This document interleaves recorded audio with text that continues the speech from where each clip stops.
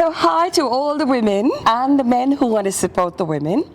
So this Women's Day, we are organizing a very small change and movement in our endeavor from She's India on.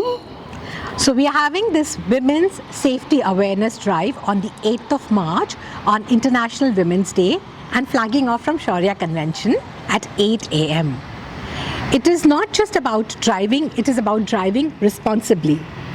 And also at the same time, please bring family, friends, and let's have a little bit of fun this Women's Day with the change and the movement that we're in our endeavor. So when a woman is behind wheels, it's not about only driving responsibly. It is about driving her confidence and also her passion on the road and driving absolutely carefully. And more so importantly, to our fellow drivers. When it's women, we need to take cognizance and ensure that we are safe to ourselves and to everyone around us.